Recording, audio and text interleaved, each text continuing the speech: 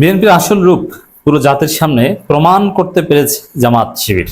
এটা জামাতের সফলতা এবং বিএনপির ব্যর্থতা যে বিএনপি তাদের আসল রূপ গোপন করতে পারলো না, আড়াল করতে পারলো না। দর্শক, বিএনপি হচ্ছে জুলাইয়ের সাথে প্রতারণাকারী দল। বিএনপি জুলাইকে অস্বীকার করছে।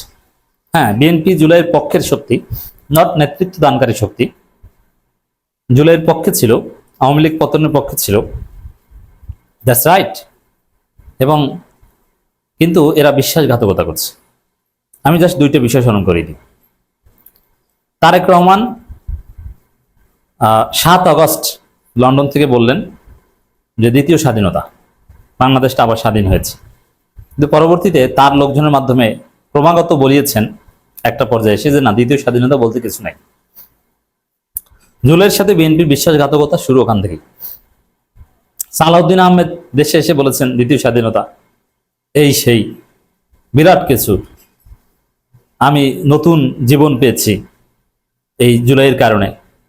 পরবর্তীতে সেই সালাউদ্দিন আহমেদ বলছেন যে জুলাই এটা আবার কি, জুলাই তো আবেগ, এটা কোনো আইনি ভিত্তি থাকতে পারে না। প্রতারণা, বেইমানি কত প্রকার কি কি দেখছেন। রুহুল কবির রিজভী জেল থেকে বেরিয়ে কান্নাকাটি করতে করতে বলেছেন আমাদের এই মাসুম বাচ্চারা আমাদেরকে বাঁচিয়েছে, এই সেই নানান কিছু। কিন্তু তারপরে এসে সেই মাসুম বাচ্চাদের গালাগালি শুরু করলেন এবং মাসুম বাচ্চাদের কোনো ক্রেডিট দিতে চান না। বলা শুরু করলেন, কি বলা শুরু করলেন? এবারে আসি আন্দালিব রহমান পার্থের বক্তব্য। আন্দালিব রহমান পার্থ কিন্তু জেলে গিয়েছিলেন। তিনি জেল থেকে বের হয়ে গিয়ে স্পষ্ট বলেছেন যে আমরা 17 বছর আন্দোলন করে যা পারিনি, আমাদের এই ছেলে মেয়েরা সেটা করে দেখিয়েছে। আর এখন সে আন্দালিব রহমান পার্থ রূপে বিএনপির দালাল, তিনি সংসদে দাঁড়িয়ে বলছেন যে আরে আমরাই তো সব করেছি, এটা তো ওই 300 রান আমরা করেছি, আপনার শেষে একটু কি করেছেন ওটা তেমন কিছু না। এবং এরকম জুলাই আমরা অনেকবার করেছি, অনেকবার দেখেছি 17 বছর। অথচ তিনি জেল থেকে বের হয়ে স্পষ্ট বলেছিলেন যে আমরা পারিনি, বিএনপি জামাত বড় বড় দল পারিনি, আমরা ব্যর্থ হয়েছি। এখন বলছেন না আমরাই করেছি, তোমরা কিছু না। এটা হচ্ছে বিএনপির আসল রূপ। তো একসময় বিএনপির যথেষ্ট আবেগ ছিল জুলাইয়ের প্রতি, কিন্তু পরবর্তীতে জুলাইয়ের সাথে তারা বিশ্বাসঘাতকতা করা শুরু করছে। এখন এই যে বিশ্বাসঘাতকতারা উপরে উপরে কিন্তু বলছে যে না আমরা জুলাই সনদের পক্ষে, জুলাই সনদ সাইন করেছে, জুলাই ঘোষণাপত্রে সাইন করেছে, সবকিছু আগে আগে। কিন্তু বাস্তবে তারা 72 সংবিধানের পক্ষে, জুলাই সনদের বিরুদ্ধে এবং পুরনো সেটেলমেন্টের পক্ষে। উপরে উপরে বলেছে আমরাই সংস্কারের পক্ষে, আসলে তারা মোটর সংস্কারের পক্ষে নয়। তা এই যে বাস্তবতাটা, এই যে বিষয়টা,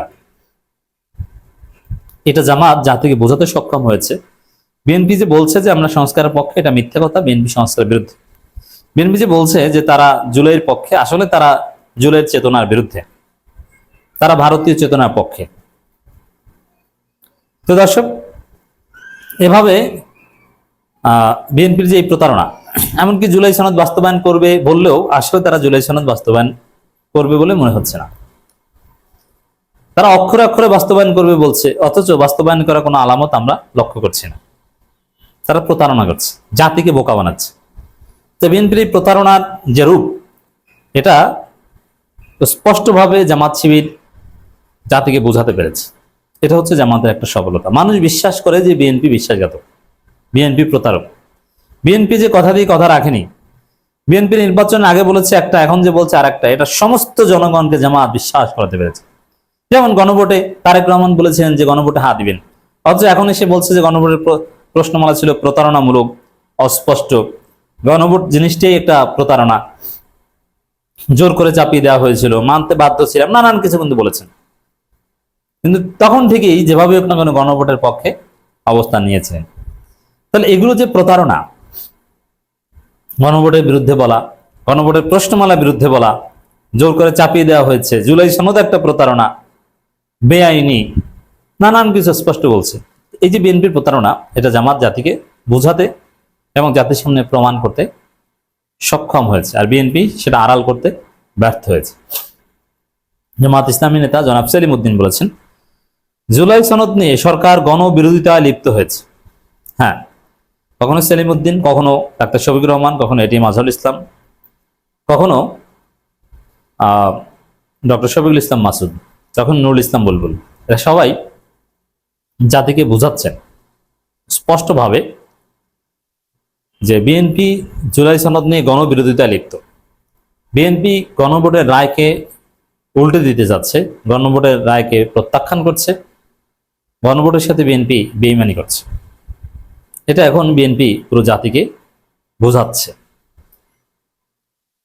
জামাত জাতিকে বোঝাচ্ছে। আর বিএনপি যে পাল্টা ন্যারেটিভ নেওয়ার চেষ্টা করছে ওটা কেউ বিশ্বাস করছে না। দেখেন, জামাত এরকম আর একটা বিষয়ে জামাতের মহা সফলতা আছে, সেটা হচ্ছে যে বিএনপি যে চাঁদাবাজ, এই কথা জামাত এদেশের প্রত্যেকটা মানুষকে বিশ্বাস করাতে সক্ষম হয়েছে যে বিএনপি হচ্ছে চাঁদাবাজ, চাঁদাবাজ হচ্ছে বিএনপি। সমস্ত চাঁদাবাজ বিএনপি, সমস্ত বিএনপি চাঁদাবাজ না হলেও সমস্ত চাঁদাবাজ বিএনপি, এটা জামাত বিশ্বাস করাতে পেরেছে। এখন বলবেন যে তারপরে তো ক্ষমতায় বিএনপি এসেছে। হ্যাঁ, এটা আমাদের কালেকটিভ ফেলিউর।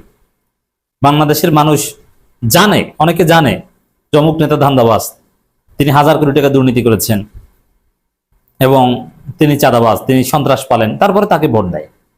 এটা আমাদের কালেকটিভ ভ্যালুসের ডেভিয়েশন। কেন দেয়? ব্যক্তিগত স্বার্থে। যেমন আপনার আত্মীয় যদি কোনো মহা দুর্নীতিবাজ হয়, আপনি তাকে ভোট দিবেন যে তিনি এমপি হলে আপনার লাভ আছে, এবং আপনি বিএনপি করেন, আপনি জানেন যে আপনার নেতা ভালো না, তারপর আপনি তাকে ভোট দিতে বাধ্য হবেন। বাংলাদেশের রাজনীতি এরকম মূল্যবোধহীন। তা চাঁদাবাজি এটা বাংলাদেশে অনেকটা সহনশীল। সরাসরি যারা চাঁদাবাজের ভিকটিম তারা বিএনপিকে ভোট দেয়নি, কিন্তু একটা বিরাট সংখ্যক জনগোষ্ঠী যারা চাঁদাবাজের ভিকটিম নয় তারা ঠিকই ভোট দিয়েছে, যে চাঁদা তো আমার কাছ থেকে নেয় না। আবার যারা চাঁদা নেয়, চাঁদার সাথে জড়িত, চাঁদাবাজি যাদের জীবন জীবিকা, তারা তো ভোট দিবেই। এই জন্য বাংলাদেশে সঠিক জিনিস বোঝাতে পারলে যে লাভ তা না, আবার বাংলাদেশে জনগণ ভোট দিলেই যে সে ক্ষমতা আসে তাও না, এটা আমরা দেখেছি। এতদিন আপনারা অনেকেই বুঝতেন না যে ভোট দিলেই ক্ষমতা আসা যায় না। ক্ষমতা আসতে হলে ডিপ স্টেটকে ম্যানেজ করতে হয়, আমেরিকা ভারতকে ম্যানেজ করতে হয়, আর অনেক বিষয় ম্যানেজ করে, অনেক ঘাত প্রতিঘাত অতিক্রম করে তারপরে জনগণের ভোট। জনগণের ভোটেই শেষ কথা নয়।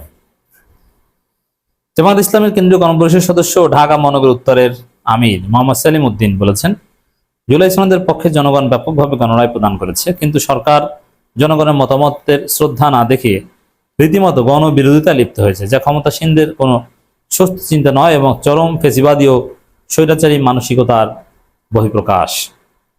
তিনি সরকারকে ফেসিবাদের পদাঙ্ক অনুসরণ না করে গণমানুষের প্রত্যাশার আলোকে রাষ্ট্র সংস্কার জুলাই সনদ পুরোপুরি বাস্তবায়নের আহ্বান জানান। অন্যথায় জনগণের কাছে জবাবদিহিতা থেকে সরকার রেহাই পাবি না বলে হুঁশিয়ারি উচ্চারণ করেন। জামাতের যেসব নেতৃবৃন্দ এমপি হতে না পেরেছেন তারা রাজপথ কাঁপাচ্ছেন, তারা রাজপথ কাঁপাবেন। Selim Uddin will be one of them. Selim Uddin সম্ভবত ঢাকা উত্তর সিটি কর্পোরেশন নির্বাচনেও মেয়র পদে মনোনয়ন পাবেন না, এবং আমরাই বিরোধিতা করবো, কারণ পরাজিত কোনো এমপি ক্যান্ডিডেট মেয়র পদে দাঁড়াক এটা আমরা চাই না, এটা অনুচিত।